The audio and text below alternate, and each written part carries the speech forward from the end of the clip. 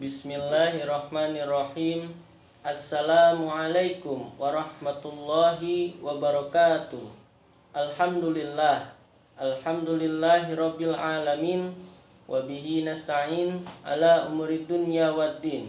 Wassalatu wassalamu ala asrafil anbiya'i wal mursalin wa ala alihi washabbihi ajma'in. Qala rabbi shrah sadri wal yassir li amri wahlul 'uqdatam min lisani yafqahu qawli. Shadaqallahul azim. Amma ba'd. Yang pertama-tama dan yang paling utama, mari kita panjatkan puja dan puji syukur terhadap kehadirat Allah Subhanahu wa taala, yang mana alhamdulillah hingga saat ini kita diberikan nikmat Islam, sehat jasmani dan rohani. Salawat berbingkai salam mari kita selalu curah sanjung agungkan kepada baginda kita sang mahkota alam, yakni Habibana wa Nabiyana wa Rasulana Muhammad sallallahu alaihi wasallam, kepada keluarganya, sahabat-sahabatnya, tabi'in-tabi'atnya, dan kita selaku umatnya. Semoga mendapatkan syafaatnya kelak di yaumil akhir nanti. Amin ya robbal alamin.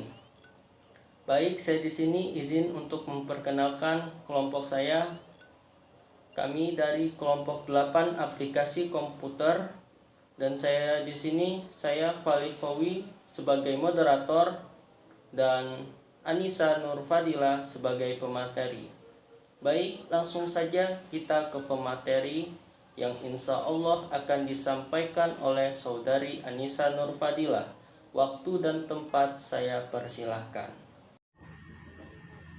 Assalamualaikum warahmatullahi wabarakatuh.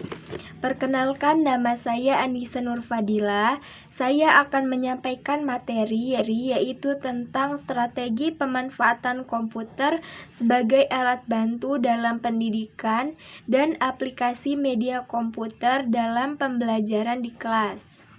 Adapun materi yang pertama yang akan dibahas yaitu strategi pemanfaatan komputer sebagai alat bantu dalam pendidikan.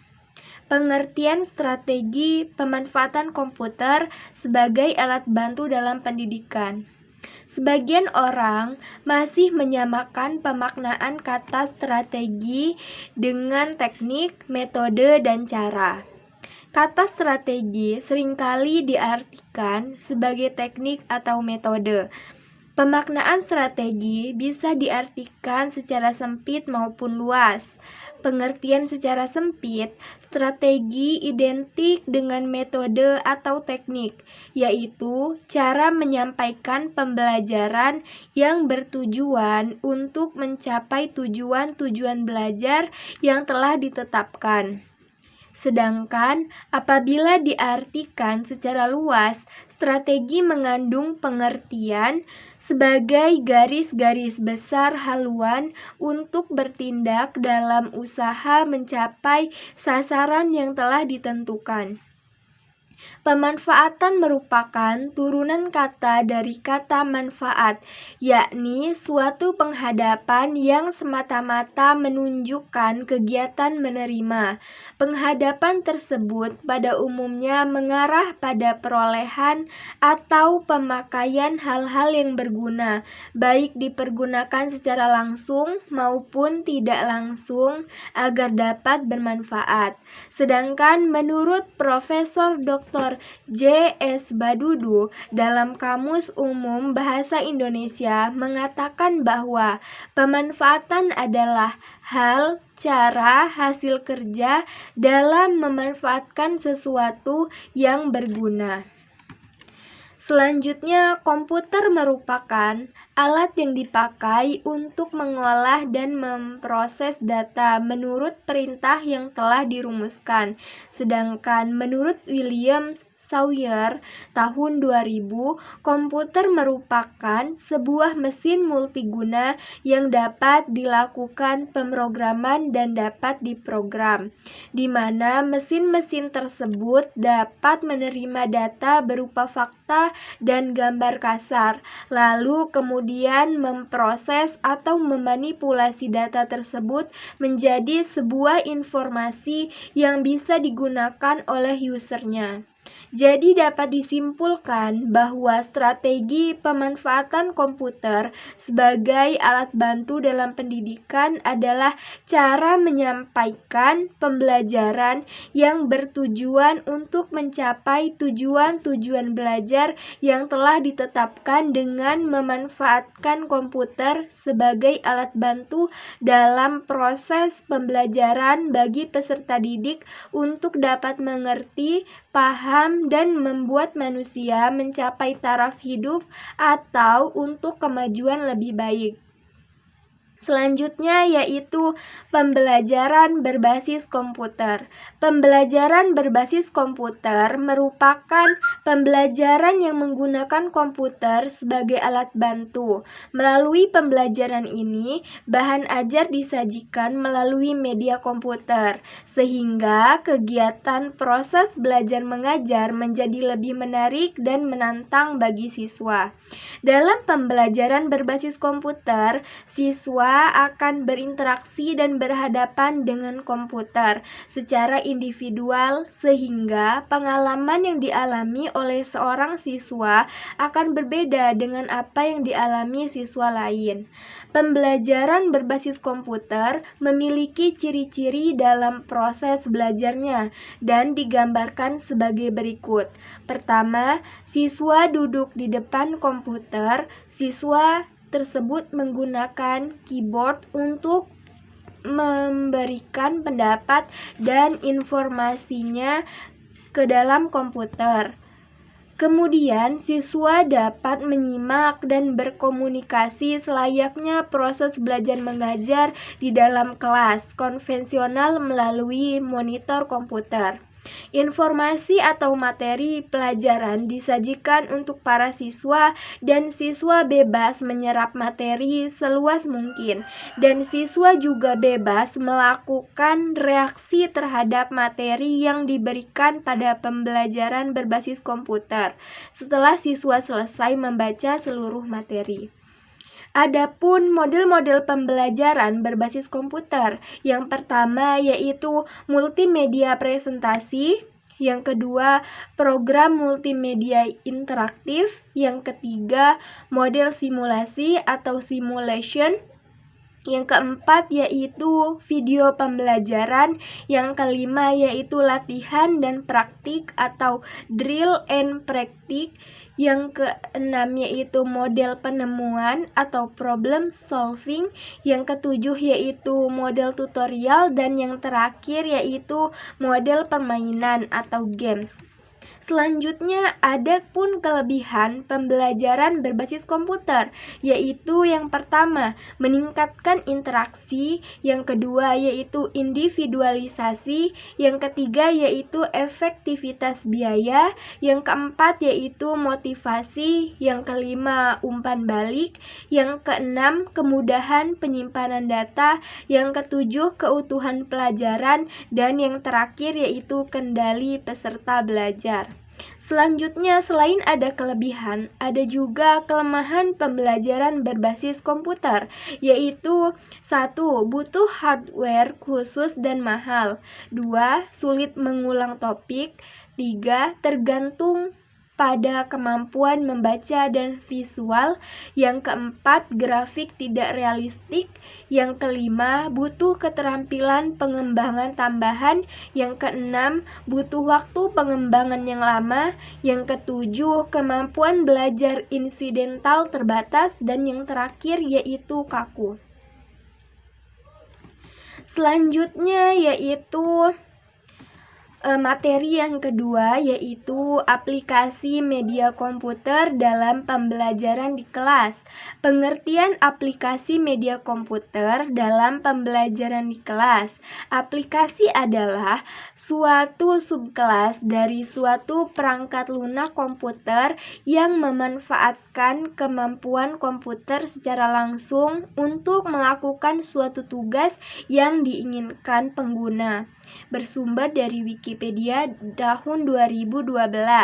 Aplikasi dapat juga dikatakan sebagai penerjemah perintah-perintah yang dijalankan pengguna komputer untuk diteruskan ke atau diproses oleh perangkat keras. Menurut Marimin, aplikasi merupakan program yang secara langsung dapat melakukan proses-proses yang digunakan dalam komputer oleh pengguna. Aplikasi merupakan kumpulan dari file-file tertentu yang berisi kode program yang menghubungkan antara pengguna dan perangkat keras komputer. Aplikasi sering juga disebut sebagai perangkat lunak, merupakan program komputer yang isi instruksinya dapat diubah dengan mudah. Aplikasi pada umumnya digunakan untuk mengontrol perangkat keras atau yang sering disebut sebagai device driver, melakukan proses perhitungan dan berinteraksi dengan aplikasi yang lebih mendasar lainnya seperti sistem operasi dan bahasa pemrograman. Secara umum, aplikasi dapat dibagi menjadi 3 tingkatan, yaitu tingkatan program aplikasi atau application program, misalnya Microsoft Office, tingkatan sistem operasi atau operating system, misalnya Microsoft Windows, dan tingkatan bahasa pemrograman, misalnya PHP. Selanjutnya, pembelajaran adalah suatu aktivitas yang dengan sengaja untuk memodifikasi berbagai kondisi yang diarahkan untuk tercapainya suatu tujuan, yaitu tercapainya tujuan kurikulum. Pembelajaran merupakan suatu rangkaian peristiwa yang kompleks dan sistematis. Dalam peristiwa tersebut terjadi interaksi pendidik dan peserta didik dalam rangka perubahan sikap dan pola pikir yang menjadi kebiasaan bagi peserta didik yang bersangkutan. Sebagaimana yang diungkapkan Suherman tahun 2003 bahwa peristiwa mengajar selalu disertai dengan peristiwa belajar. Ada guru yang mengajar, maka ada pula siswa yang belajar. Namun ada siswa yang belajar belum tentu ada guru yang mengajar, sebab belajar bisa dilakukan sendiri. Jadi, pengertian aplikasi media komputer dalam pembelajaran di kelas adalah subkelas dari suatu perangkat lunak komputer yang memanfaatkan kemampuan komputer secara langsung untuk melakukan suatu tugas yang diinginkan pengguna dalam pembelajaran yang diarahkan untuk tercapainya suatu tujuan, yaitu tercapainya tujuan kurikulum di dalam kelas. Adapun aplikasi media komputer dalam pembelajaran di kelas, komputer adalah hasil karya manusia yang mampu membawa perubahan besar dalam berbagai bidang pekerjaan manusia, termasuk dalam bidang pendidikan.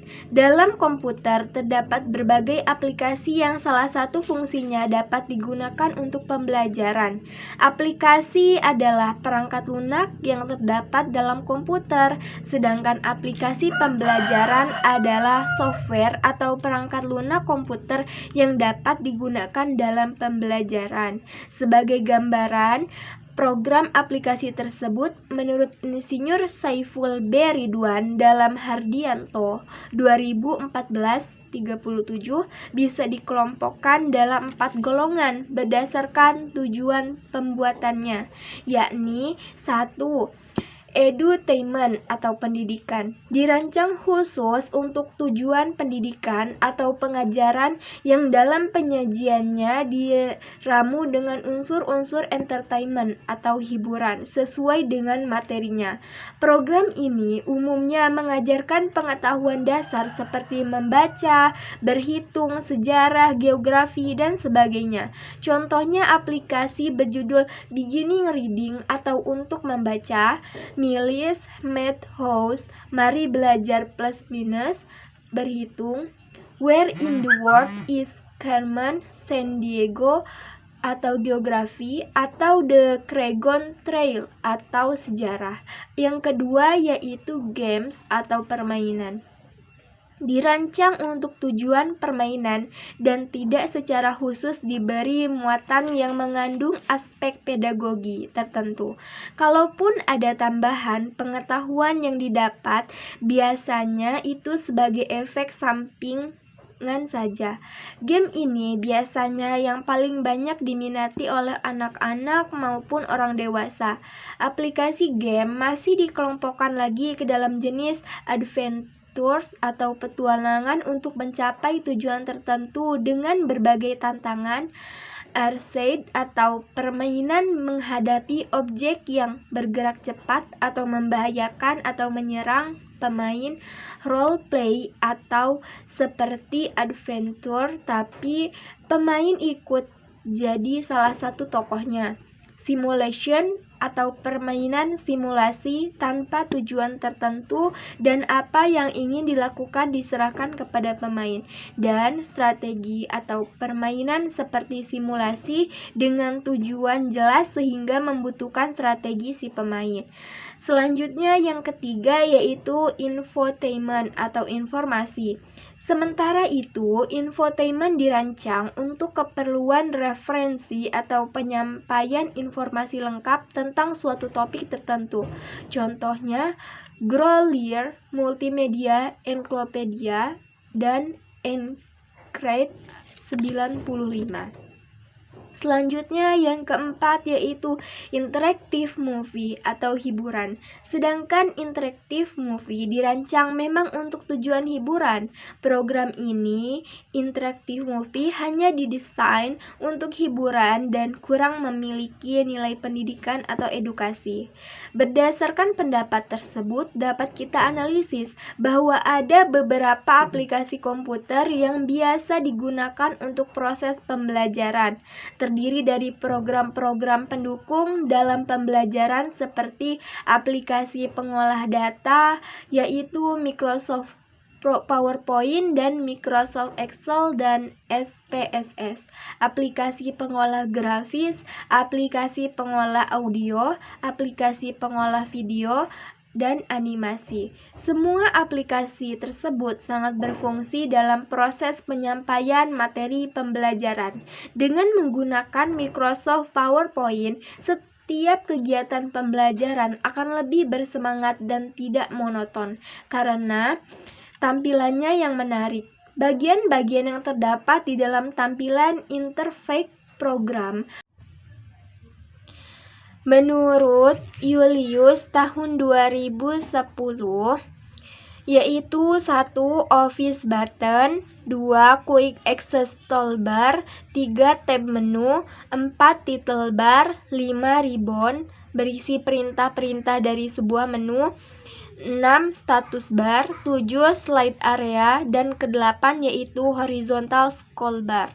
Sedangkan Microsoft Excel merupakan aplikasi Office untuk mengolah angka. Aplikasi ini banyak digunakan dalam mata pelajaran matematika karena tersedia berbagai rumus perhitungan seperti SUM, IF, average, maksimal, minimal, dan lain-lain. Ada juga aplikasi SPSS atau Statistical Product and Service Solution, merupakan program data. Program SPSS menyediakan serangkaian fitur yang memungkinkan user atau pengguna komputer untuk dapat mengatur, menganalisis memanipulasi dan menampilkan data. Kedua yaitu aplikasi pengolah grafis.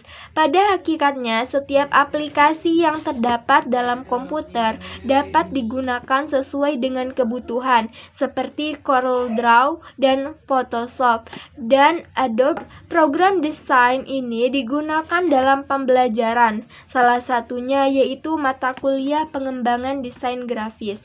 Yang ketiga yaitu aplikasi pengolah audio seperti Cool Edit Pro, Audio Edit, serta berbagai media player sebagai media pemutar. Audio biasa kita jumpai dalam kegiatan pembelajaran seperti listening atau TOEFL baik dalam bahasa Inggris, Jepang maupun bahasa asing lainnya, sehingga peserta didik dapat memahami bahasa melalui indera pendengaran.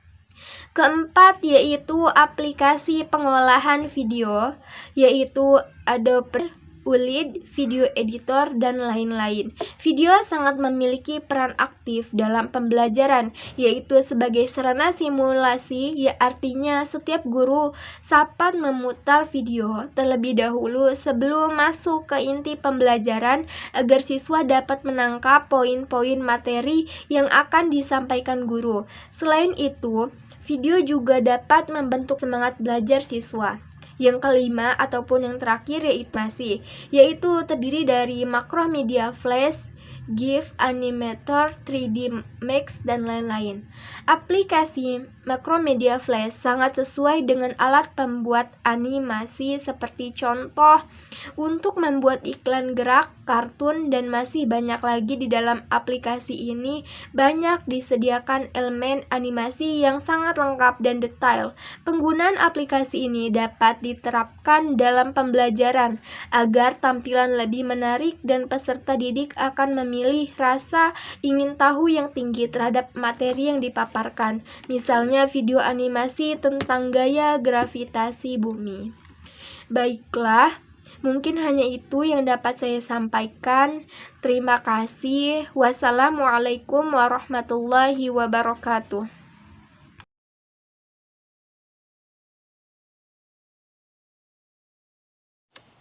Baik, terima kasih kepada Saudari Anissa Nurfadilah yang tadi alhamdulillah telah menyampaikan materinya dengan baik. Baik, mungkin itu saja penyampaian materi dari kelompok 8 yang bisa kami sampaikan. Lebih kurangnya kami mohon maaf bila ada tutur kata atau salah kata dalam penyampaian materinya. Kami mohon maaf. Kepada Allah kami mohon ampun. Akhirul kalam, ihdinas siratal mustaqim, wallahul muwaffiq ila aqwamit thoriq. Wassalamualaikum warahmatullahi wabarakatuh.